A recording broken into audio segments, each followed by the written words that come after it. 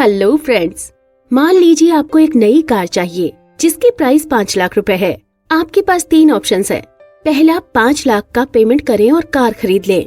दूसरा, आप एक सस्ती सेकंड हैंड कार ढूंढें। या थर्ड ऑप्शन, इसे चुरा लें। इस मामले में 99% लोग तीसरे ऑप्शन से बचना जानते हैं, क्योंकि एक कार चुराने का रिजल्ट आपके प्रॉफिट पर भारी पड़ जाता है।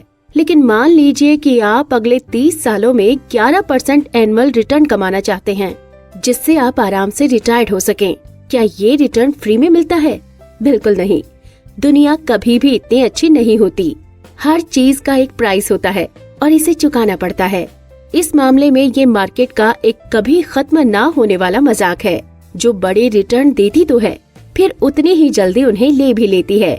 डिविडेंड मिलाकर 1950 से 2019 के बीच अमेरिकी इंडेक्स फंड ने 11% का एनुअल रिटर्न दिया, जो बहुत बढ़िया है। लेकिन इस टाइम पीरियड में सक्सेस का प्राइस भयंकर रूप से उतार चढ़ाव है। दूसरे प्रोडक्ट्स की ही तरह जितना बड़ा रिटर्न होगा उतना ही ज्यादा प्राइस। नेटफ्लिक्स के स्टॉक ने 2002 से 2018 के बीच 35,000% का रिटर्न दिया, लेकिन 94% दिनों में अपने हाई प्राइस से बहुत कम पर ट्रेड किया। इतिहास के सबसे ज्यादा रिटर्न में से एक, लेकिन इस अंतराल में 95% टाइम पिछले मैक्सिमम प्राइस से कम पर ट्रेड किया। जो लोग इसमें लगातार बने रहे उन्होंने बहुत सा पैसा कमाया। इम्पोर्टेंट एस्पेक्ट ये है कि कार की तरह यहाँ भी आपके पास कुछ ऑप्शन है। इंस्टेबिलिटी और उथल पुथल को एक्सेप्ट कर आप ये प्राइस चुका सकते हैं, ठीक इस्तेमाल की गई कार की तरह। या फिर आप कार की चोरी की तरह एक बड़ी चोरी की कोशिश कर सकते हैं, रिटर्न पाने की कोशिश करना, इसके साथ आने वाली इंस्टेबिलिटी से बचते हुए। इन्वेस्टमेंट में ज्यादातर लोग तीसरा ऑप्शन चुनते हैं, एक कार के चोर की तरह। हालांकि वे नेक नियत और कानून के पाबंद होते हैं। वो ऐसी ट्रिक्स और स्ट्रेटजीज बनाते हैं जिससे प्राइस चुकाए बिना रिटर्न पा सकें। वे ट्रेड इन और ट्रेड आउट करते हैं। वे अगली मंदी से पहले बेचने और अगले उछाल से पहले खरीदने की कोशिश में लगे रहते हैं। ज्यादातर इन्वेस्टर्स थोड़े बहुत एक्सपीरियंस से ये भी जान जाते हैं कि इंस्टेबिलिटी आम और सामान्य है। फिर काफी इन्वेस्टर्स अगले कदम के रूप में वो चुनते हैं जो सबसे रीजनेबल होता है, इससे बचने का प्रयास करना। लेकिन धन देवता ऐसे लोगों को मान नहीं देते जो बिना प्राइस चुकाए इनाम पाने की कोशिश करते हैं।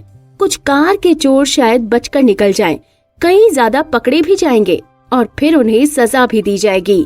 इन्वेस्टमेंट में भी ठीक ऐसा ही होता है। तो दोस्तों, आज के वीडियो में हम बात करेंगे कि बड़े प्रॉफिट कमाने के लिए आपको क्या करना होगा। साथ ही अगर आप भी अपने पैसे शेयर मार्केट में इन्वेस्ट करना चाहते हैं, तो अब आप फ्री में देश की सबसे बड़ी ब्रोकरेज फर्म ज़ीरोधा में डीमैट अकाउंट ओपन कर सकते हैं, जहां आपका ब्रोकरेज भी लगेगा सबसे कम। अगर आप अकाउंट ओपन करना चाहते हैं तो लिंक डिस्क्रिप्शन और आई बटन में है। तो आज ही अपनी इन्वेस्टमेंट जर्नी शुरू करें।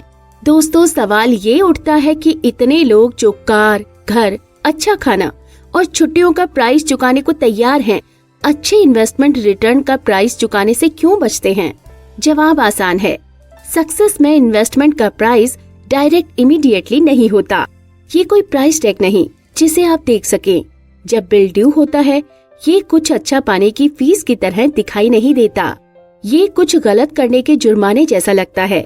और हालांकि लोग फीस चुकाने के लिए राजी रहते हैं, जुर्माने से हमेशा बच जाते हैं। ट्रैफिक के जुर्माने या और किसी चीज के जुर्माने का मतलब होता है कि आपने कुछ गलत किया है, जिसके लिए आपको सजा मिलनी जरूरी है। कोई भी इंसान जो अपनी वेल्थ को घटता देखता है और वो कमी उसे जुर्माने के रूप में दिखे, तो वो नेचुरली फ्यूचर में उससे बचना चाहेगा। ये बहुत साधारण सुनाई पड़ता है, लेकिन मार्केट की इंस्टेबिलिटी को जुर्माने के बजाय फीस के रूप में देखना उस माइंडसेट को डेवलप करने के लिए जरूरी है जो आपको इतने टाइम तक टिके रहने दे कि आपके इन्वेस्टमेंट का प्रॉफिट आपके पक्ष में हो जाए।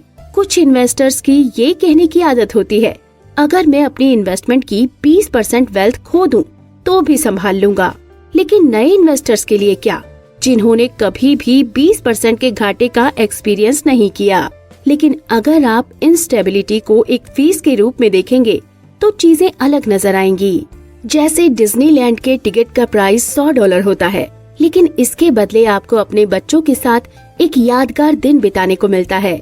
पिछले साल लगभग 18 मिलियन लोगों को लगा कि ये फीस चुकाने लायक है। कुछ को लगा कि $100 कोई सजा या जुर्माना था। फीस का फेयर सेटलमेंट इमीडिएटली होता है जब आप क्लियर हो कि आप इसे चुका रहे हैं। इन्वेस्टमेंट में भी ऐसा ही है, जहां इंस्टेबिलिटी लगभग हमेशा एक फीस होती है, जुर्माना नहीं। मार्केट रिटर्न कभी फ्री नहीं होते और ना ही कभी होंगे। हर दूसरे प्रोडक्ट की तरह वे आपसे एक प्राइस चुकाने की मांग करते हैं। इस प्राइस को चुकाने के लिए कोई आपको मजबूर नहीं करते, ठीक जैसे कोई आपको डिज्नीलैंड जाने के लिए मजबूर नहीं करता। आप एक लोकल मेले में जा सकते हैं जहां की टिकट सिर्फ $10 हो, या फिर फ्री में घर पर रह सकते हैं। आप ऐसे भी अच्छा टाइम बिता सकते हैं, लेकिन आम तौर पर आपको वही मिलेगा जिसका आप प्राइस चुकाएंगे। मार्केट में भी यही होता है। इंस्टेबिलिटी या अनसर्टेनिटी की फीस, रिटर्न का प्राइस, कम फीस वाले पार्क जैसे कैश और बॉन्ड से बड़े रिटर्न पाने की एंट्री फीस है। तो दोस्तों, उपाय ये है कि आप खुद को समझाएं कि मार्केट की फीस इस योग्य है।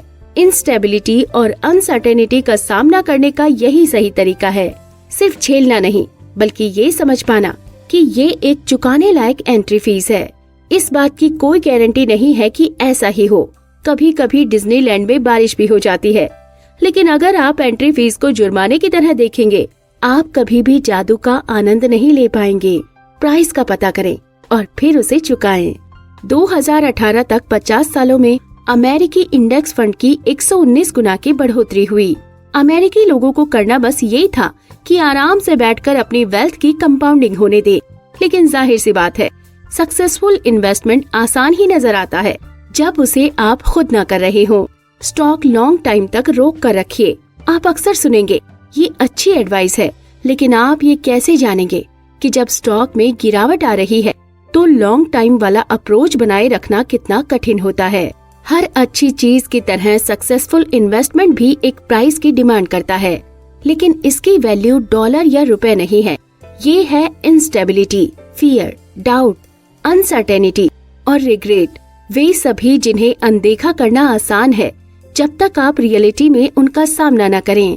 ये समझने की डिसेबिलिटी की इन्वेस्टमेंट का भी प्राइस होता है।